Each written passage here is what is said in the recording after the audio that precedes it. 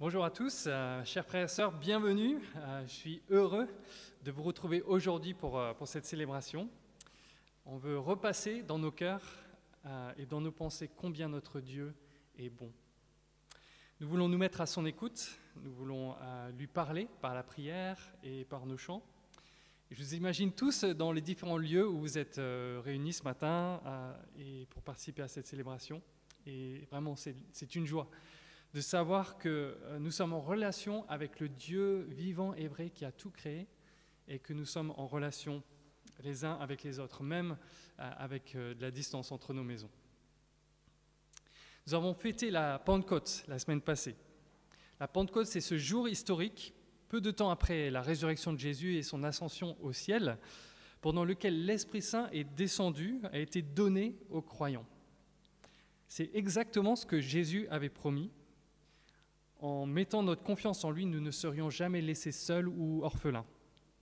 Le Saint-Esprit marque nos vies comme un sceau qui affirme que nous appartenons à Dieu et que donc c'est pour toujours. Et Dieu est avec nous aussi pour toujours. Et mes amis, ce matin, je vous invite à prendre le temps au début de cette célébration pour réfléchir et peser les conséquences extraordinaires de cette vérité.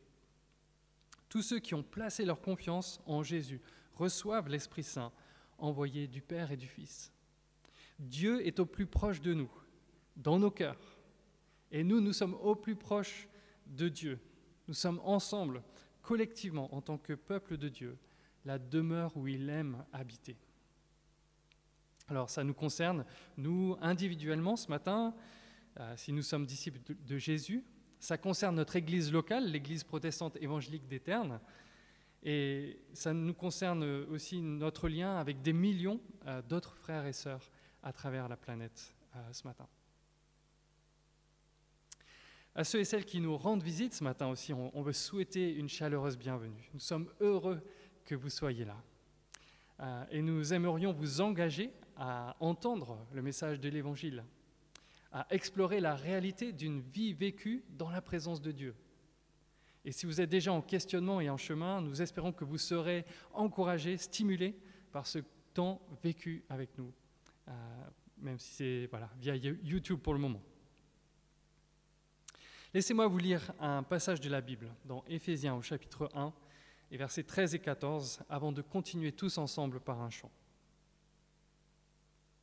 C'est l'apôtre Paul qui parle et il dit ceci aux Éphésiens. « En Christ, vous aussi, vous avez entendu le message de vérité, cet évangile qui vous apportait le salut.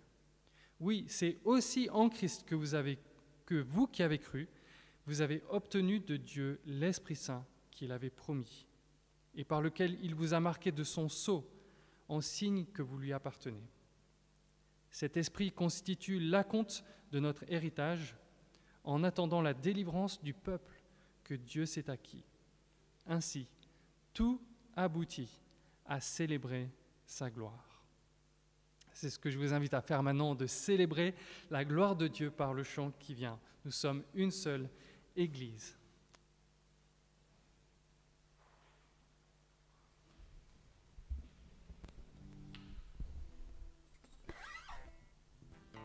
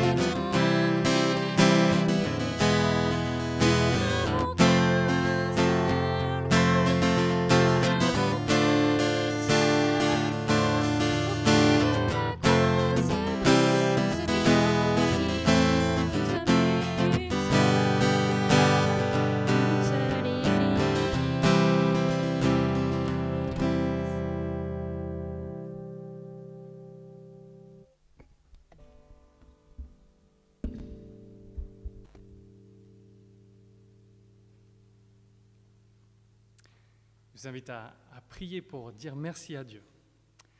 Seigneur notre Père, nous te louons de ce que tu as envoyé ton Fils Jésus-Christ pour nous sauver, pour faire que nous puissions être rapprochés de toi, réconciliés avec toi. Et nous te louons pour le don de ton Esprit Saint. Tu as mis ton Esprit en nous. Nous sommes au plus près de toi. Et Seigneur, nous voulons que cette célébration ce matin donne gloire à ton nom pour tout ce que tu as fait de merveilleux dans nos vies.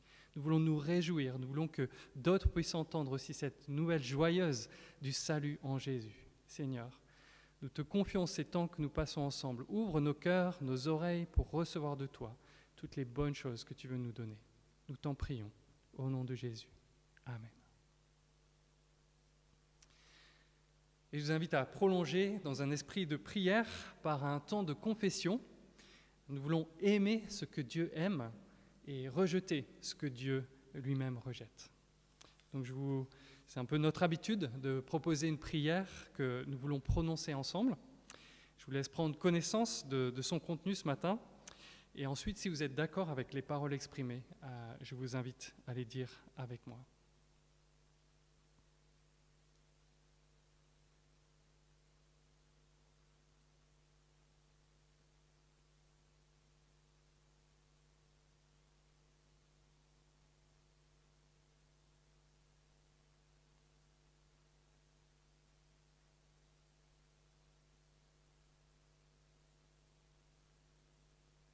Ensemble, nous prions. Notre Dieu, nous te demandons pardon pour les fois où nous perdons de vue que tu es le Dieu infiniment grand et absolument parfait pour nous préoccuper de notre petit royaume. Père céleste, nous te demandons pardon pour les fois où nous t'avons offensé cette semaine par nos attitudes mauvaises, nos pensées, nos paroles ou nos actes. Nous te remercions que, par le sacrifice de Jésus à la croix, nous pouvons avoir l'assurance de ton pardon.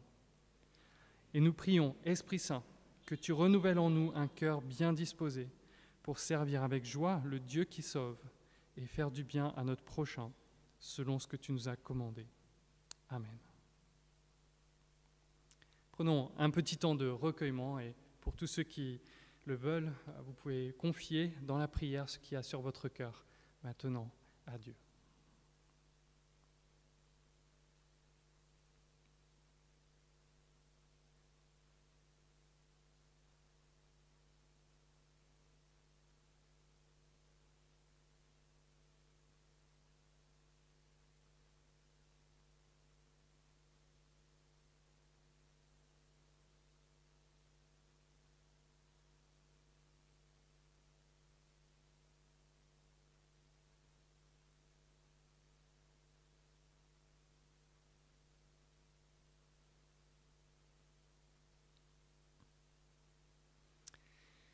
Voici, chers amis, la parole réconfortante et certaine de Dieu, tirée de la lettre de Paul aux Romains, chapitre 8, versets 1 et 2. Maintenant donc, il n'y a plus de condamnation pour ceux qui sont unis à Jésus-Christ, car la loi de l'Esprit qui nous donne la vie dans l'union avec Jésus t'a libéré de la loi du péché et de la mort. Chers amis et visiteurs, nous démarrons cette semaine une nouvelle série de prédications dans la lettre de Paul aux Romains qui vont nous amener à méditer et réfléchir sur l'idée d'unité dans l'Église, de mission de l'Église, autour de la puissance du message de l'Évangile de Jésus-Christ, selon les plans éternels de Dieu.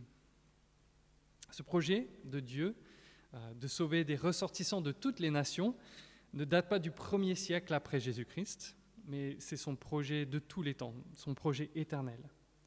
Et c'est ce qu'il affirmait déjà à Abraham lorsqu'il a conclu une alliance avec lui et sa descendance.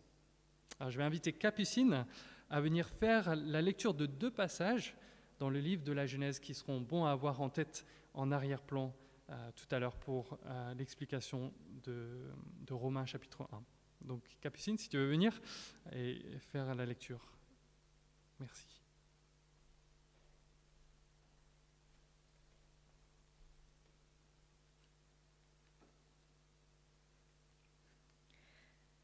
Genèse 12, versets 1 à 3. L'Éternel dit à Abraham : Va, quitte ton pays, ta famille et la maison de ton père pour te rendre dans le pays que je t'indiquerai. Je ferai de toi l'ancêtre d'un grand peuple. Je te bénirai, je ferai de toi un personnage renommé et tu deviendras une source de bénédiction pour d'autres. Je bénirai ceux qui te béniront et je maudirai ceux qui t'outrageront. Toutes les familles de la terre seront bénies à travers toi.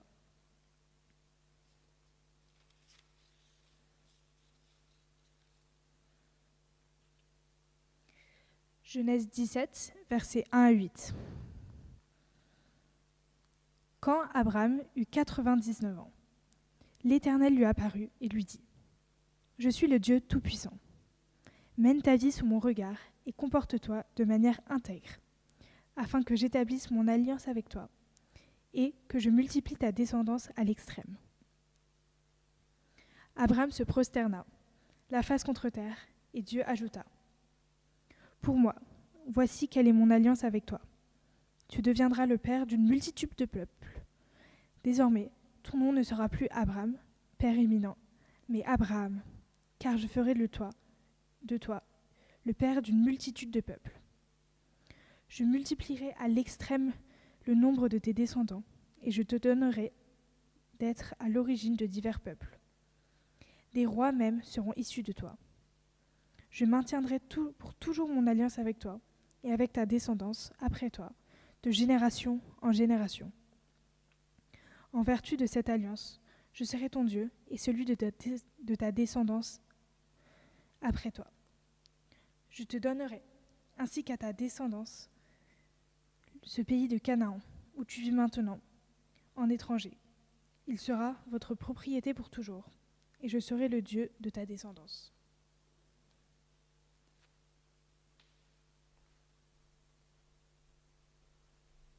Merci beaucoup à Capucine. Dieu, donc on vient de le lire, promet un descendant à Abraham par lequel les nations, toutes les familles de la terre seront bénies. La suite de la révélation biblique nous conduit alors à espérer en Isaac, puis en Jacob, etc., etc. Mais en fait, tout cela annonçait le descendant par excellence, Jésus, le Messie.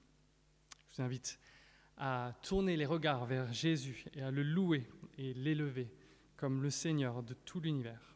On va chanter ensemble un chant qui dit « Je t'exalterai, Seigneur, parmi toutes les nations ».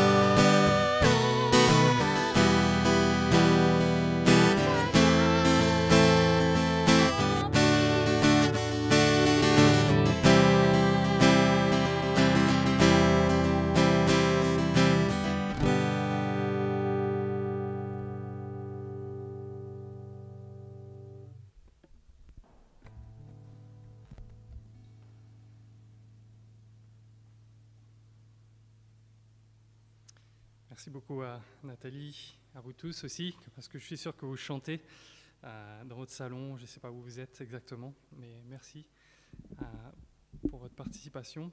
C'est le moment de se mettre à l'écoute de la parole, de continuer à exalter Dieu, à l'adorer par une écoute attentive de ses paroles. Donc je voudrais prier maintenant que Dieu nous vienne en aide pour être attentifs, pour comprendre ce qu'il nous dit, pour nous porter à mettre toute notre confiance aussi dans ce qu'il dit. Après quoi, Capucine va venir pour lire le passage de la prédication, donc dans la lettre de Paul aux Romains. Et la prédication ce matin nous est apportée par le pasteur Edward Nelson. Donc, je vais prier avant la lecture. Notre Dieu, nous te bénissons, que tu n'es pas un Dieu qui est resté loin, distant, mais de bien des manières, tu t'es approché de nous. Tu nous as parlé, tu as envoyé tes prophètes, tu as voulu que ta parole soit mise par écrit, disponible pour que nous puissions plonger nos regards dans cette parole. Nous prions, Seigneur, que tu ouvres nos cœurs, notre intelligence pour la comprendre, pour, Seigneur, qu'elle transforme nos cœurs, pour qu'elle change nos vies, pour que nous puissions voir encore plus clairement qui est Jésus que tu as envoyé comme point d'orgue, comme point final à ta révélation. Merci parce qu'il est la parole qui s'est faite chair, encore plus proche de nous. Et nous avons vu en lui, Seigneur, qui tu étais. Nous prions, Seigneur, que tu aides Édouard et tu le soutiennes aussi pendant qu'il nous enseigne et qu'il nous explique cette parole. Nous te demandons cela au nom de Jésus. Amen. Voilà, j'invite Capucine pour la lecture d'un passage au début de la lettre de Paul aux Romains, après quoi Édouard viendra prêcher.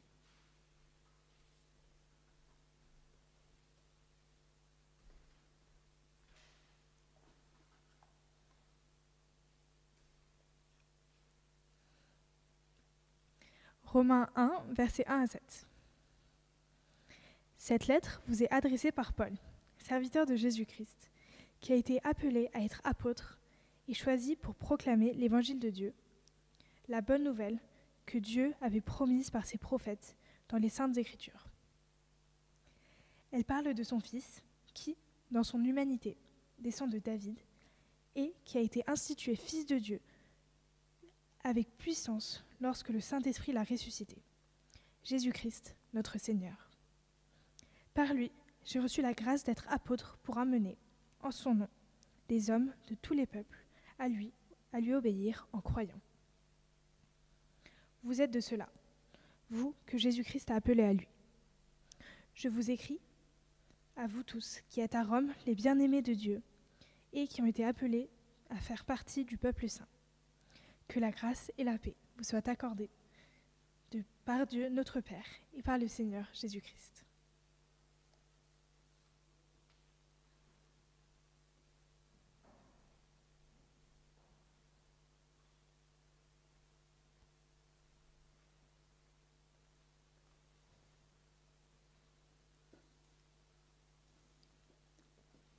Merci beaucoup, Capucine. Je vous invite à garder ouvert, si possible, Romains chapitre 1. Imaginons cette scène. C'est mercredi matin, vous êtes au travail, et c'est votre collègue Dupont qui débarque. Alors, Dupont, c'est le collègue qui vous embête souvent. Dupont, c'est celui qui est à côté de la plaque. Dupont, il est un peu pénible et pas très efficace. Il comprend vite, il faut lui expliquer longtemps. Et il vous pose une question, et juste la question vous montre qu'il n'a pas compris ce qu'il est censé faire. Et exaspéré, car c'est bien la 3e fois cette semaine, vous lui répondez avec un ton, avec des mots d'impatience, de colère. Vous êtes frustré. Il repart. Et là, vous reprenez, vous dites, non mais, bon, je devrais quand même lui parler calmement à Dupont. Il est pénible, je ne devrais pas m'emporter comme ça. Vous avez des regrets, vous avez une frustration. Comment se fait-il que chaque fois avec Dupont, je ne suis pas patient? J'aimerais être patient, mais je n'y arrive pas. Qu'est-ce qui ne va pas? Comment fait-on pour passer d'une théorie, aime ton prochain, à la pratique, à être patient avec le collègue Dupont quand il m'énerve? Comment pratiquer une véritable patience qui honore Dieu et qui fait du bien à Dupont. Comment pourrais-je changer ce qu'il y a au fond de moi? Une des choses que la Bible nous enseigne, c'est que nous avons tous besoin de grandir, de progresser, d'être transformés. Nous avons tous besoin de l'aide pour avancer, pour faire mieux demain que je n'ai fait aujourd'hui. Comment vivre une foi qui se voit? Nous allons y réfléchir aujourd'hui à cette idée clé de la lettre aux Romains. Le terme est très simple, c'est l'obéissance de la foi, ou dans cette traduction, obéir à Dieu en croyant. Un peu plus littéralement, l'obéissance de la foi. Pourquoi?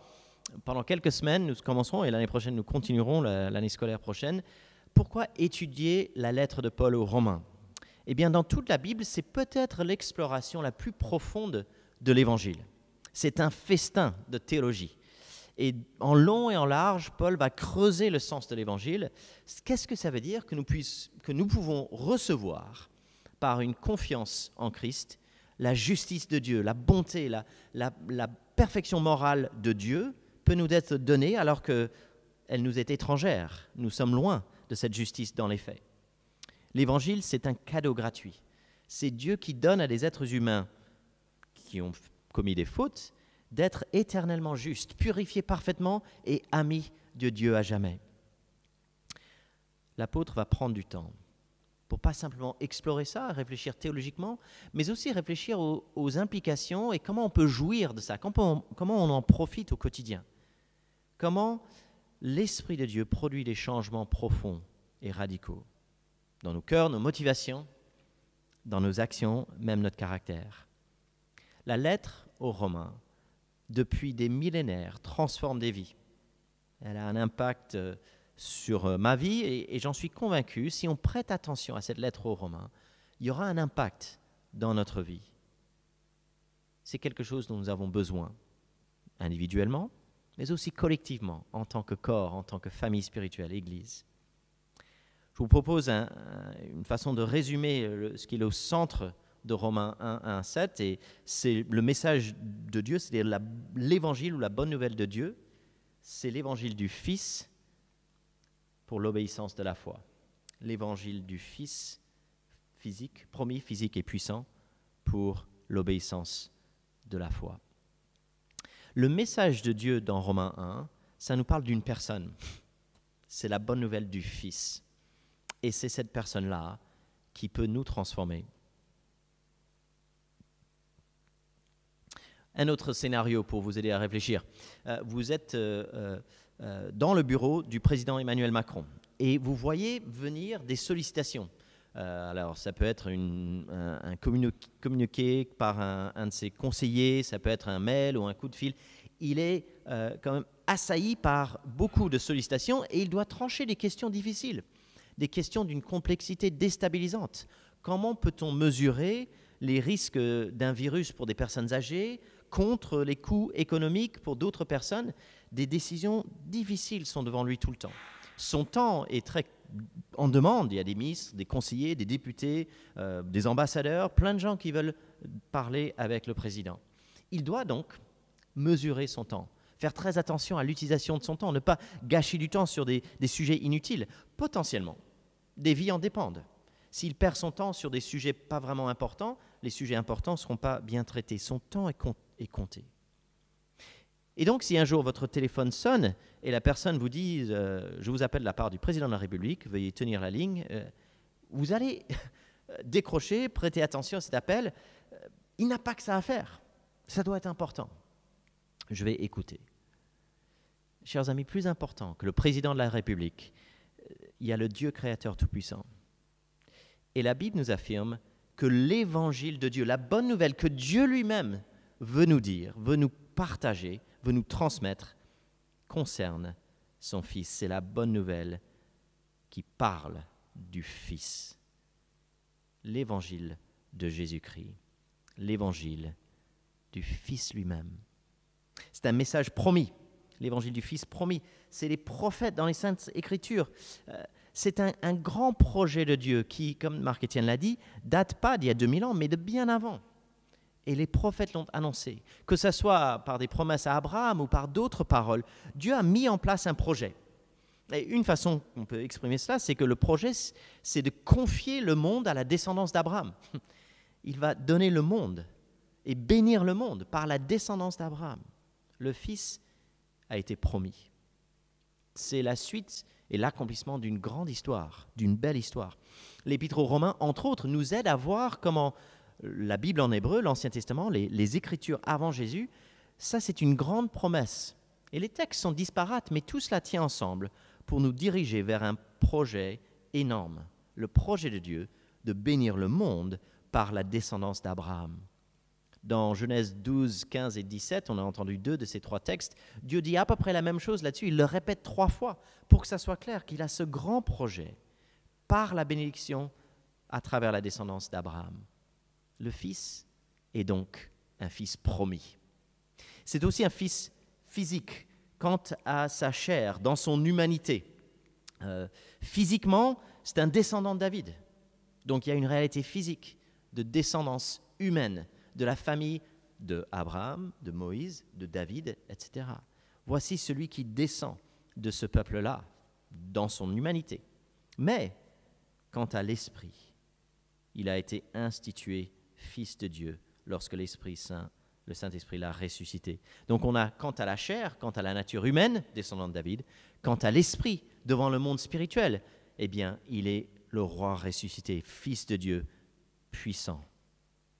Promis, physique et puissant. Voici le Fils dont Romains 1 nous parle. C'est le Fils tel que la Bible nous le présente. Il y a une réalité humaine, physique, et dans un sens assez faible, c'était un homme comme un autre à certains niveaux.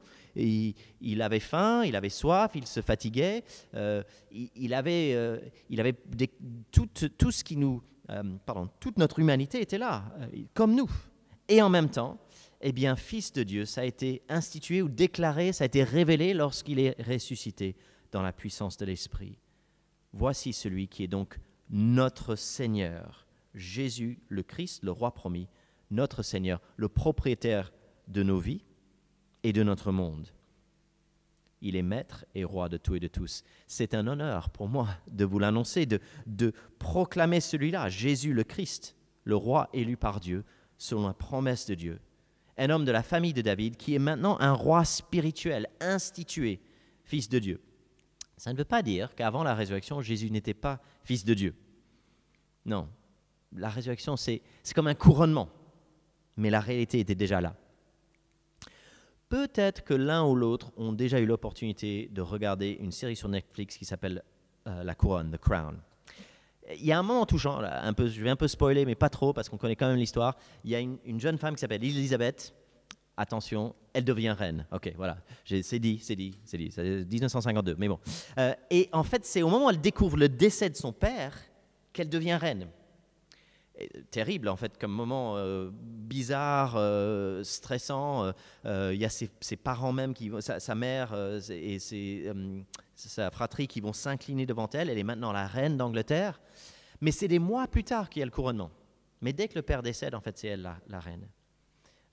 Jésus a toujours été fils. Ce n'est pas la résurrection qui a fait de Jésus le fils, mais il est déclaré, institué, couronné en quelque sorte par la résurrection dans la puissance de l'Esprit. Voici Dieu le Fils de Dieu, la parole éternelle. Il a toujours été auprès du Père, avec l'Esprit. Mais la résurrection, c'est l'intronisation officielle et visible aux yeux de tous. Voici le Fils, il est roi, il est Seigneur. Physiquement humain, spirituellement, il est le Seigneur tout-puissant, propriétaire de l'univers. Cette expression « Fils de Dieu », le Fils que Dieu annonce, eh bien, c'est un titre plus royal que divin. Et peut-être certains disent, est-ce que l'apôtre Paul croyait en la pleine divinité du Fils ? On n'a pas besoin d'aller jusqu'au verset 5 pour cela. Verset 1, cette lettre vous est adressée par Paul, serviteur de Jésus-Christ. Alors, je comprends, les traductions utilisent le mot serviteur. En fait, il y a plusieurs mots en grec, un autre qui est d'habitude serviteur. Ce mot-là, c'est l'esclave, en fait. Doulos, c'est un esclave, littéralement.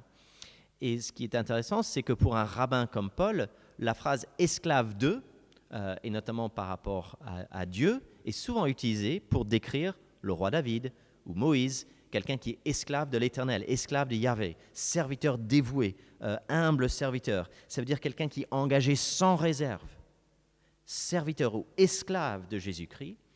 Pour un rabbin de dire ça, ça veut dire qu'il a le rapport à Jésus qu'il a à Dieu, c'est-à-dire qu'il est totalement dévoué.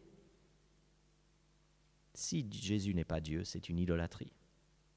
Ou verset 5, « J'ai reçu la grâce d'être apôtre ou envoyé ambassadeur pour amener en son nom des hommes de tous les peuples à lui obéir en croyant. » En son nom. Là aussi, une phrase typique dans l'Ancien Testament, dans la Bible en hébreu, pour parler du nom, de la réputation, de la gloire de Dieu. Le croyant agit au nom de Dieu, c'est pour l'honneur de Dieu. Et quand il parle d'agir dans le nom de Jésus, pour que les gens obéissent dans la foi, pour qu'il y ait obéir en croyant, si Jésus n'est pas Dieu, ça serait une forme d'idolâtrie, d'agir en son nom, pour sa gloire, pour qu'il soit exalté. Voici ce Fils qui est Seigneur, Maître, souverain. C'est promis, c'est physique, il est puissant, vainqueur de la mort et du mal. C'est le fardeau de notre cœur à l'Église d'Éterne que de vous annoncer celui-là, de vous proclamer Jésus-Christ. C'est le message de Romains, c'est le message de la Bible, c'est le message de ce livre extraordinaire, c'est lui. Il y a 5 siècles, Jean Calvin le disait très simplement, l'évangile tout entier se trouve en Christ. L'évangile du Fils, deuxièmement pour l'obéissance de la foi. Verset 5, « Par lui, j'ai reçu la grâce d'être apôtre pour amener en son nom des hommes de tous les peuples à lui obéir en croyant. Vous êtes de ceux-là, vous que Jésus-Christ a appelé à lui. » Alors, je vous invite à aller jusqu'à la fin de Romains. Si vous avez une Bible, vous pouvez aller avec moi jusqu'au dernier paragraphe, Romains 16, et je vais lire les versets 25 et 26. Donc, Romains 16, 25, on garde un doigt dans Romains 1. Romains 16, 25, « Béni soit Dieu, il a le pouvoir de vous rendre fort dans la foi, conformément à l'évangile que je prêche en annonçant Jésus-Christ, selon la révélation du plan de Dieu, tenu secret pendant les siècles passés et qui s'accomplit de façon manifeste de nos jours. Comme l'a ordonné le Dieu éternel, il est porté par les écrits des prophètes à la connaissance de tous les peuples, pour qu'ils soient amenés à lui obéir en croyant. » C'est exactement la même phrase qu'on trouve dans chapitre 1, verset 5, « Des hommes de tous les peuples à lui obéir en croyant » ou « l'obéissance de la foi pour les nations, pour les peuples ». Il y a 6 mots dans l'original, et c'est les mêmes 6 mots dans le même ordre dans chapitre 1, verset 5 et chapitre 16, verset 26. La foi véritable, c'est une obéissance. Et l'obéissance véritable, c'est une confiance. Une véritable foi, engagement, confiance en Jésus, ça va changer mes choix, mes paroles, mes actes. Et une obéissance chrétienne est toujours le fruit de la foi, d'une confiance. Il y a un bibliste qui a traduit ce terme par cette phrase. L'obéissance de la foi, c'est une confiance soumise ou une soumission confiante. C'est important de réfléchir à ça parce qu'il existe une pseudo-foi, une fausse foi qui professe, qui dit des mots, qui affirme, mais qui ne change pas mes choix. Il y a aussi une fausse ou une pseudo-obéissance où je fais des choses, comme par exemple aller à l'église ou écouter, regarder une célébration sur YouTube. Donc je fais les choses que je devrais faire, mais c'est motivé par un égoïsme ou par un désir de gagner des points auprès de Dieu, etc. Donc il y a une obéissance qui ne découle pas de la foi, mais en fait de mes priorités. L'évangile du Fils suscite l'obéissance de la foi, qu'on puisse croire et donc obéir en croyant. Jésus nous offre une justice divine. Jésus nous offre la possibilité d'être amis de Dieu à jamais, alors que nous étions loin de ça dans nos vies et nos choix. Tout disciple donc reçoit la justice par Christ et donc reçoit une joie profonde d'être aimé de Dieu. Comme il dit, bien-aimé de Dieu. Les bien-aimés de Dieu, verset 7. Ça, c'est l'évangile qui nous dit, par Christ, sa mort, sa résurrection, nous pouvons être les bien-aimés de Dieu. Mais ce n'est pas tout. Nous sommes appelés, verset 7, à faire partie du peuple saint. Il y a une obéissance qui suit de cela. Il y a des changements profonds, radicaux. Un disciple ne va pas se conduire de la même manière et son caractère va être modeler aussi. Le disciple de Jésus, il regarde à Christ et se dit, Jésus est juste magnifique, son évangile est éblouissant. Je veux partager ça avec d'autres, je veux que ça change mes choix. J'ai besoin que les autres m'aident à y réfléchir, c'est l'Église. J'ai besoin d'aider les autres à y réfléchir, ça aussi c'est l'Église. J'ai besoin d'une foi véritable qui se voit, qui se vit, qui se pratique. Si on revient à Dupont, à votre collègue, et il vous affirme « Ah, moi je respecte beaucoup notre chef », et puis il reçoit son salaire chaque mois, mais quand le chef lui demande de faire un truc, sa réponse c'est « Ah ben, c'est pas comme ça qu'il faut faire, et puis je ferai pas trop ça, je ferai autrement, etc. » Une fois d'accord, mais si ça continue, si c'est répété, vous allez dire « Il affirme le respect, mais il ne pratique pas le respect. » C'est un respect superficiel. Quelqu'un qui vous dit « Moi j'aime mon épouse, elle est super mon épouse », vous pouvez leur dire « Comment est-ce que vous aimez votre épouse ? De quelle manière est-ce que vous montrez ça ? Parce que c'est les paroles et les actes qui le montrent. Est-ce que, par exemple, vous sortez la poubelle de la cuisine parce que ça sent mauvais et c'est une tâche que votre épouse préfère éviter ? Ça, c'est aimer en fait. Ce n'est pas juste des mots, mais des actes. Au chapitre 6, dans cette lettre aux Romains, Paul va parler d'un disciple, d'un chrétien, en disant c'est un esclave de justice. Esclave de la justice. Lorsque je me remets à Christ, j'appartiens à Christ. Mon choix, mes paroles. Quand il dit Jésus-Christ, notre Seigneur, il est en train de parler de celui qui doit régner, qui doit avoir autorité sur mes choix, ma vie. Oui, c'est sa mort et sa résurrection qui a tout accompli. C'est son œuvre qui fait qu'on peut être juste et être ami de Dieu. Et l'Esprit qui l'habite fait qu'il est vivant à jamais. Il est vainqueur de la mort. Plus je comprends les vérités de l'Évangile, plus ma vie sera changée, mes choix seront différents. Plus cette obéissance de la foi, eh bien, elle va se voir. Et elle est pour les nations, pour les peuples, dit l'apôtre. Toutes les nations. À Rome, il y avait des gens de toutes les nations, un peu comme Paris aujourd'hui. À Rome, ils étaient appelés par Christ et bien-aimés de Dieu, verset 7. Ils sont appelés aussi à être saints, à vivre la sainteté, à pratiquer l'obéissance de la foi. Une soumission à Christ assurée, confiante et joyeuse. L'évangile du Fils pour l'obéissance de la foi. Et on va terminer avec une foi qui se voit. Revenons une troisième fois à Dupont. Dupont met au défi notre patience, ce collègue pénible. Qu'est-ce qui opère le changement profond qui va me donner plus de patience, plus de grâce? Ce n'est pas qu'est-ce qui va opérer le changement, mais qui est-ce qui va opérer le changement? C'est Jésus-Christ qui opère le changement. C'est Jésus qui est capable de changer mes priorités. Et donc, quand j'échoue, je n'ai pas besoin de plus d'efforts ou plus me flageller. J'ai besoin de plus regarder à Jésus. J'ai besoin de grandir dans la foi pour grandir dans l'obéissance. J'ai besoin de plus en plus méditer la beauté, la grandeur de Jésus-Christ, de voir en lui celui qui a tout fait, afin que lui produise par son esprit en moi une foi qui se voit. Une foi qui se voit, c'est un défi au quotidien, dans nos familles, avec des amis, avec nos voisins parfois. Une foi visible, c'est un défi pour nous tous, individuellement et collectivement.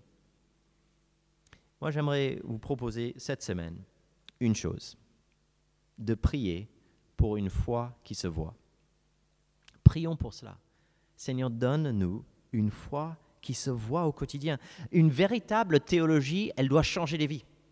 Et si elle ne change pas des vies, elle n'est pas une bonne ni une vraie théologie. Une bonne écoute attentive de la lettre aux Romains va avoir un impact pour nous aider à grandir dans la foi et donc d'avoir une foi qui se voit. Une foi qui se voit parce qu'elle se nourrit du Fils, celui qui a été promis, physiquement de la descendance de David, et tout-puissant maintenant par l'Esprit grâce à sa résurrection. Il a été couronné. Il est notre Seigneur. Notre désir, c'est que notre confiance en lui soit mise en œuvre au quotidien. Notre but en tant qu'Église, c'est de vivre cette foi qui se voit par le Fils Tout-Puissant. La lettre aux Romains nous présente la bonne nouvelle, l'évangile du Fils pour l'obéissance de la foi. Je vais prier. Nous te remercions, notre Dieu et Père, pour ta parole. Nous te remercions pour la réalité de ce Fils glorieux, puissant, promis, physiquement descendant de David, maintenant le roi ressuscité. Seigneur, donne aux nations qui sont à Paris l'obéissance de la foi. Donne à nous cette foi qui se voit. Aie pitié de notre faiblesse, fortifie-nous par ton esprit, renouvelle notre intelligence, transforme nos cœurs, donne-nous cette foi qui se voit. Au nom de Jésus, nous te prions. Amen.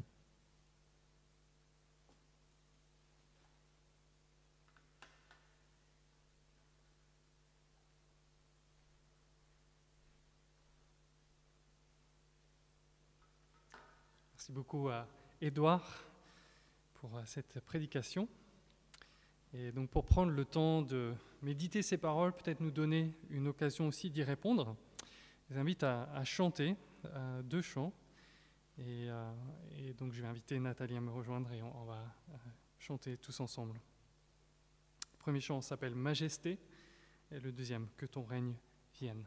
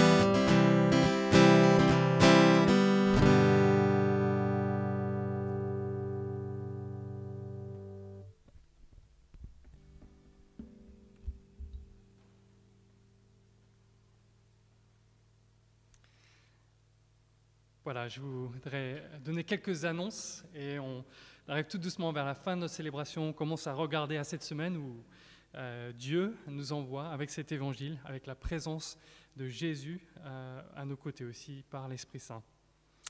D'abord, je voudrais vous dire que juste après cette célébration YouTube, on se retrouve sur Zoom.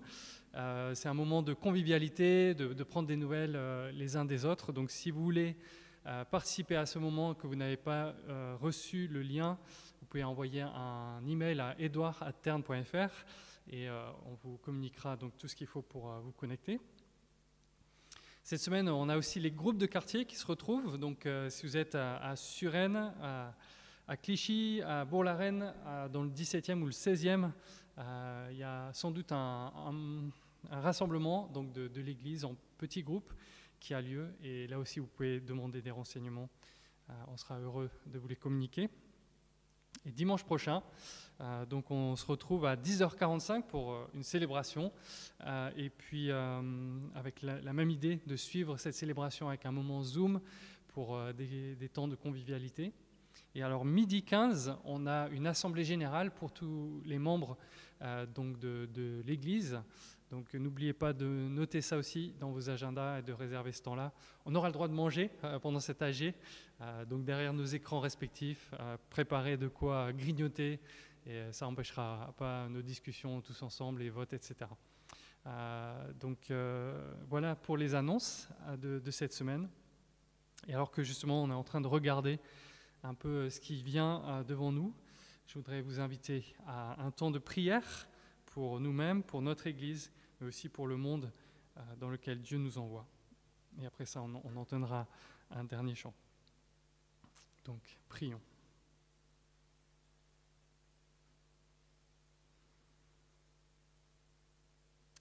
Notre Dieu, nous te bénissons pour tes promesses accomplies en Jésus. Et nous te bénissons pour le fait que tu as ouvert nos cœurs, nos oreilles à entendre cet évangile, cette bonne nouvelle, qu'il y a un sauveur, qu'il y a un moyen d'être réconcilié avec toi. Le Fils promis est venu. Il a été notre représentant. Il a supporté sur la croix la punition, la sanction qui devait tomber sur nous à cause de nos fautes, alors que lui était innocent. Et le troisième jour, il est ressuscité. Il est le roi glorieux qui a inauguré le royaume, qui revient bientôt pour le répandre sur toute la terre. Merci Seigneur pour cette bonne nouvelle glorieuse et joyeuse que nous avons reçue de ta part. Nous voulons vivre, Seigneur, avec ça en tête cette semaine. Nous prions pour que tu nous donnes d'obéir à cet évangile avec la force que Jésus lui-même nous communique. Nous voulons marcher avec une foi qui se voit autour de nous. Nous voulons te demander, Seigneur, ton aide parce que nous devons confesser notre faiblesse, nos difficultés, nos luttes encore avec des poches de résistance en nous, dans nos cœurs. Mais nous avons confiance que tu es grand et que tu vas nous soutenir tout au long de ces prochains jours. Seigneur, nous prions pour notre Église collectivement aussi. Nous prions que ce ne soit pas juste nous, dans nos quartiers, dans nos maisons, dans nos familles qui rayonnons, mais que tous ensemble, en tant que communauté, nous puissions être visibles et faire du bien à ceux qui sont autour de nous. Un de tes commandements, c'est d'aimer notre prochain. Nous voulons faire cela, Seigneur, tous ensemble aussi, dans ces jours qui viennent. Et Seigneur, par cette prière, nous te prions de faire du bien à ceux qui sont autour de nous. Tu vois, Seigneur, peut-être les familles qui ont été mises en difficulté par le temps du confinement, et peut-être pour beaucoup, c'était un temps de souffrance, plus qu'un temps de joie et de paix. Nous prions, Seigneur, que tu viennes au secours des couples qui ont été mis à mal à cause de ça. Nous prions, Seigneur, pour les familles, les parents peut-être vis-à-vis des enfants qui sont en difficulté. Et nous prions, Seigneur, que tu viennes réconcilier, que tu viennes mettre ta paix, que tu viennes, Seigneur, soutenir tous ceux qui ont besoin de ton aide, qui sont affligés. Nous prions aussi, Seigneur, pour les personnes qui sont en difficulté à cause de l'économie qui a été mise à mal par les dernières semaines que nous avons vécues, qui sont au chômage, qui ont perdu un emploi ou qui espéraient un emploi et qui ne pourront pas l'avoir, Seigneur, peut-être des étudiants. Nous prions, Seigneur, que tu pourvoies aux besoins des uns et des autres, Seigneur. Nous prions que tu donnes aux uns et aux autres aussi dans ce temps de se tourner vers toi et de te prier, de découvrir que tu es un Dieu qui entend les prières et qui veut répondre.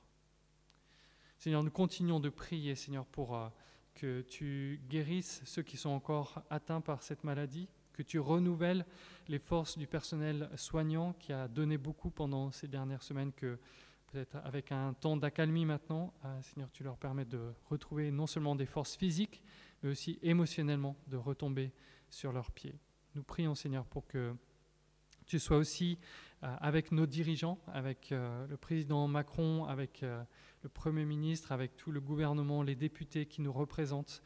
Nous prions, Seigneur, pour les élections municipales qui doivent encore se dérouler. Nous prions, Seigneur, pour que tu suscites des personnes qui cherchent la sagesse auprès de toi, qui cherchent le bien commun, qui ont à cœur, Seigneur, de trouver des solutions avec ce qui est possible, Seigneur, que des solutions qui vont aider les plus pauvres, les plus en besoin. Nous prions, Seigneur, pour qu'il y ait un élan de générosité collectif dans notre nation, qui fasse que ceux qui sont peut-être mis à mal par ces semaines puissent trouver du réconfort et de l'aide pratique autour d'eux. Seigneur, nous prions pour le monde, nous prions en particulier aussi, Seigneur, pour nos frères, nos sœurs dans la foi, ailleurs, dans des pays où il n'y a pas cette liberté de se rassembler, même pas par YouTube, même pas en vidéo. Seigneur, ou voir son visage affiché sur YouTube, c'est signer son arrêt de mort dans certains pays. Seigneur, nous prions pour ces frères et ces sœurs persécutés, que tu viennes soutenir leur foi, que tu viennes continuer de les encourager à être sel et lumière dans ce monde, à être des témoins joyeux de cet évangile de Jésus-Christ qui change les cœurs, qui change les vies, qui transforme. Et que par leur témoignage, tu leur donnes la joie de voir de nombreux voisins, cousins, amis, collègues, Seigneur, venir aussi à la foi en toi. Seigneur, merci parce que ton évangile est pour toutes les nations. Nous prions pour toutes les nations qui sont ici, à Paris, dans le 17e, qui sont venus pour le travail, pour des études, pour diverses raisons. Nous prions, Seigneur, que tu bénisses des gens de toutes les nations dans notre pays. Nous te le demandons, au nom de Jésus. Amen.